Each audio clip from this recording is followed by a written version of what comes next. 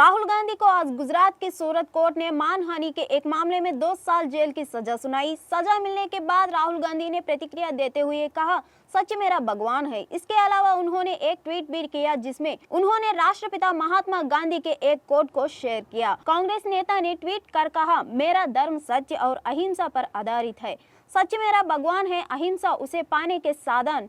सूरत court ने उनको आपराधिक मानहानि के मामले में दोषी पाते हुए 15,000 रुपये के जुर्माने के साथ 2 साल कैद की सजा सुनाई। कांग्रेस सांसद राहुल गांधी को प्रधानमंत्री मोदी के सरनेम को लेकर किए कमेंट के मामले में आज को सूरत की डिस्ट्रिक्ट कोर्ट ने सजा सुनाई है। कोर्ट ने राहुल गांधी को सजा सुनाते हुए 2 साल की सजा सुनाई। हालांकि इसके बाद उन्हें जमानत मिल गई, लेकिन उनकी संसद सदस्य पर अभी भी तलवार लटकी है। जयराम रमेश ने सीबीआई को एक पत्र लिखा है। उन्होंने आग्रह किया कि मेघालय की पूर्ववर्ती कोनराड संगमा सरकार को सबसे भ्रष्ट बताने वाले बयान के लिए केंद्रीय गृह मंत्री अमित शाह को तलब किया जाए। साथ ही गृह मंत्री से सूचना और तथ्य लिए जाए जिनके आधार पर उन्होंने ऐसा दावा किया था। भाजपा ने कई राज्यों में अपने प्रदेश अध्यक्ष बदल दिया है। वीरेंद्र सचदेवा को दिल्ली का प्रदेश अध्यक्ष नियुक्त किया गया है। दिल्ली नगर निगम चुनाव में भाजपा की हार के बाद तत्कालीन प्रदेश अध्यक्ष आदेश गुप्ता ने इस्तीफा दिया था। इसके बाद वीरेंद्र सचदेवा को कार्यकारी अध्यक्ष नियुक्त किया गया था। इसका मतलब यह था कि फिलहाल के लिए भाजपा ने यह व्यवस्था की है और आने वाले समय में नियमित नियुक्ति की जाएगी। अब कार्यकारी अध्यक्ष को ही नियमित प्रदेश अध्यक्ष को तौर पर नियुक्त कर दिया गया है।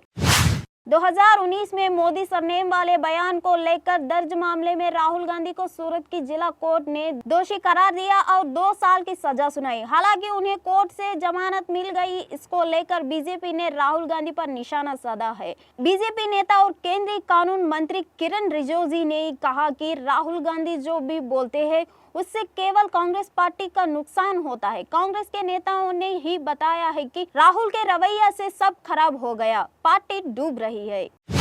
ममता बनर्जी की ओडिशा के सीएम और बीजू जनता दल प्रमुख नवीन पटनायक से आज होने वाली मुलाकात और इसे लेकर आए स्पष्टीकरण ने इसे लेकर चर्चा और तेज कर दी है।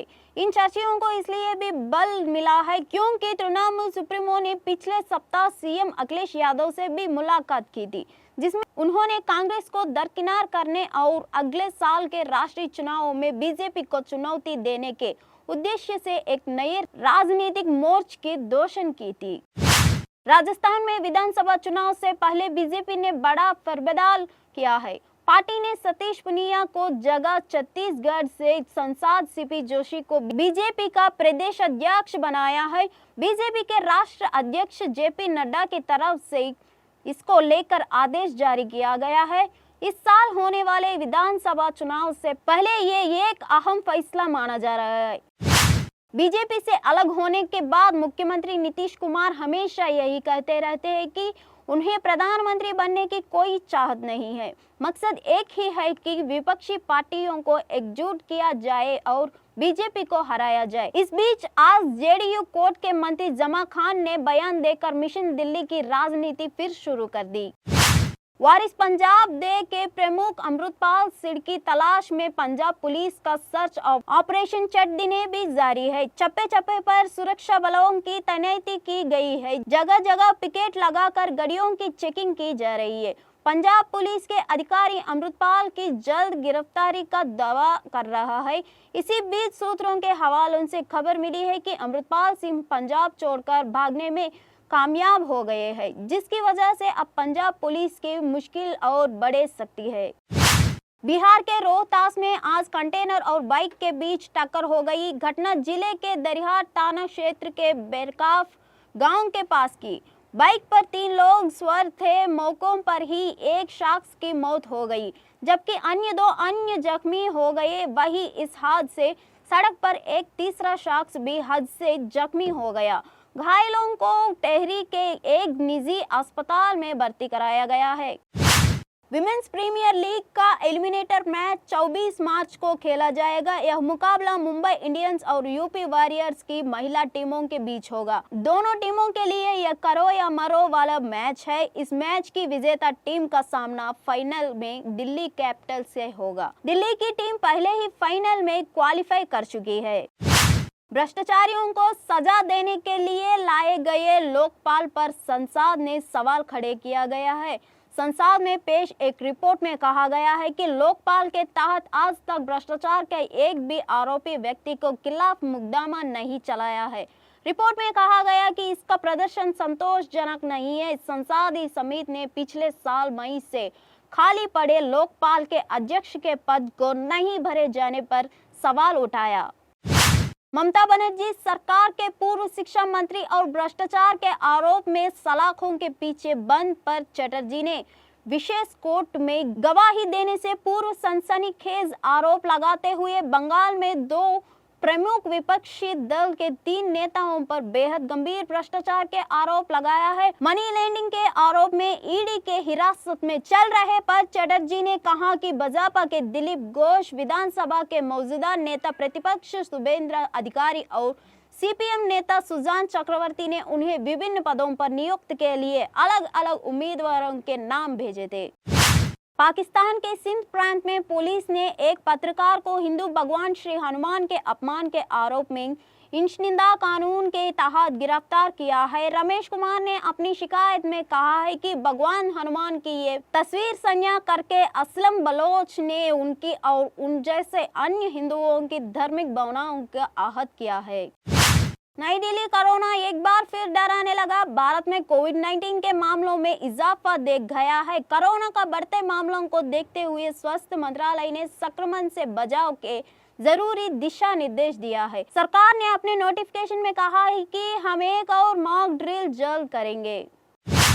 यहाँ तक कि राज्य सरकार तेलंगाना राज्य लोक सेवा आयोग की परीक्षा प्रक्रिया में खामियों को ठीक करके और प्रश्न पत्र लीक में शामिल दोषियों को दंडित करके युवाओं में विश्वास बहाल करने की कोशिश कर रही है। भाजपा के पास अन्य विचार है। कुछ समय बाद ही उन्होंने युवाओं को अपनी पढ़ाई और नौकरी छोड़ने और भाजपा को राज्य में सत्ता में आने में मदद करने के प्रेरित की।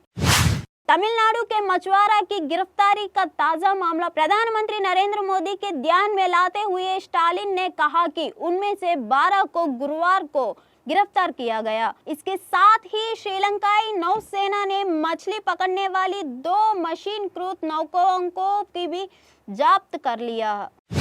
महानगर अपराध जांच कार्यालय के एसपी शिवेंद्र सिंह राठौड़ के मुताबिक गिरफ्तार किया गए 6 लोगों ने अब तक 60 करोड़ से अधिक का सट्टा लगाया है। पुलिस को जांच में पता चला है कि 35 लोगों के नाम से खोले गए डिजिटल वॉलेट के जरिए 41 करोड़ 14 लाख रुपयों की ठगी की गई है।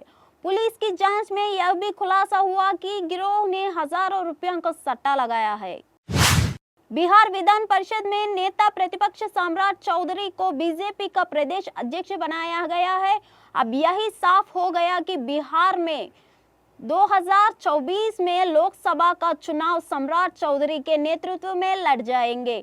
सम्राट को इस जिम्मेदारी दिए जाने के बाद दल के नेताओं का बधाई देने का सिलसिला जारी है। इतने दिनों में पार्टी ने उन्हें पहले भी कई जिम्मेदारियां दी है। इस बार एक नई जिम्मेदारी दी गई। पार्टी का जो एजेंडा होगा उससे वह मजबूती से आगे बढ़ाइए।